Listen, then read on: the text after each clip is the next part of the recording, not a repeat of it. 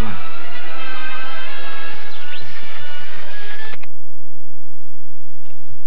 What are you doing? Sorry, guys. Nature calls. Well, good timing. Oh, can I get some more popcorn now? Yeah, but what about the movie? Well, see if you can't watch a science fiction film without some human-like robot or android involved in the plot. They've been a science fiction fantasy of ours for decades. So with all the advanced technology we have today, why don't we have androids? Well, it's not as if we're not trying. Scientists all over the world are attempting to develop a robot that is capable of doing what a human can do and more. There are just a few obstacles to overcome. The funny thing is, the obstacles that are proving so complex are things you and I would consider pretty basic. Here's one of the things we humans do that is very difficult to imitate. Walking. Seems pretty simple, doesn't it? Well, don't be fooled. Walking on two legs is one of the greatest evolutionary balancing acts going. You see, when you're standing still, you're perfectly balanced.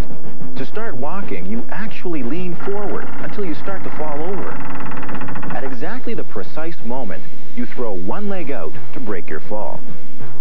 As the heel of that leg hits the ground, your back leg pushes off until all of your body weight is balanced on your big toe. You start falling forward again, and the process starts all over. That's walking.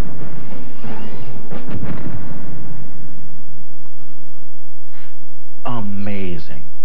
Now, the thing that prevents us from falling face first into the floor is the subtle contraction and relaxation of the right muscles at the right time. 64 in total, and those are just in your legs. And that's one of the big challenges in constructing a human-like robot, imitating the complex interaction of muscles, nerves, and bone. But we're getting closer. Sort of. Another pretty basic thing we humans have is actually a direct result of being able to walk on two legs. We have two other limbs that are free to pick things up and manipulate them. Oh, sure, today we have robotic arms that are equipped with attachments that allow them to grasp and manipulate all kinds of objects. And in many cases, they can do it faster and with more precision than any of us could. There's just one major limitation. You see, their movements tend to be very specific and repetitive. I mean, what would happen if you had one of these babies try to shake your hand?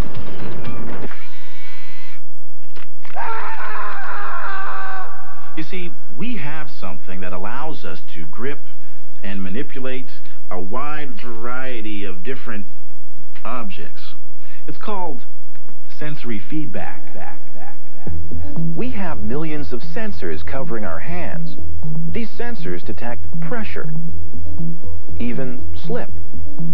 The subtle combination of signals from these sensors allows us to grasp and manipulate everything from a brick to an egg without really thinking about it.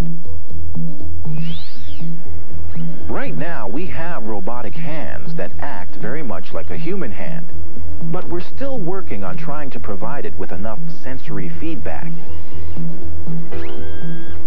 Now, there's one other thing our android needs if it's going to function like us, and that's a brain.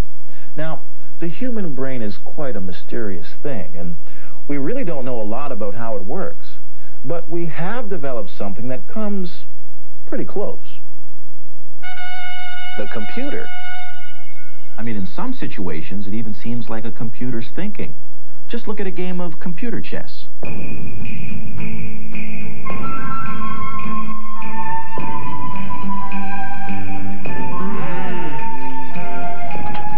It's like the computer is strategizing, anticipating my every move.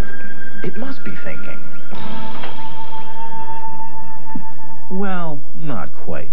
You see, a computer chess program has no more knowledge of the game than an amateur. It knows the legal moves and what constitutes a winning game, having more pieces on the board than your opponent. But it's not using strategy to beat you. It's doing what computers do best, It's calculating.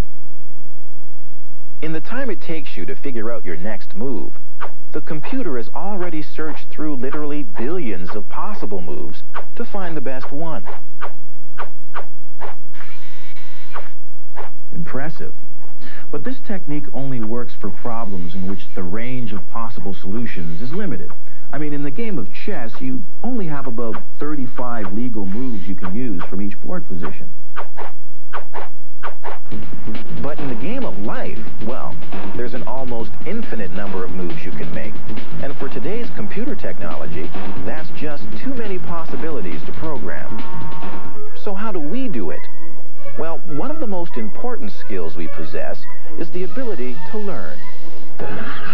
We're able to change the way we act based on past successes and failures. Not just our own, but other people's as well.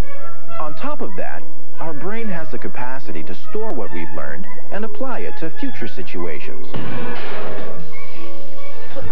It's called forethought. So are we ever going to have androids? Well, some experts predict that by the year 2040, we'll have robots that can do what humans can do and more.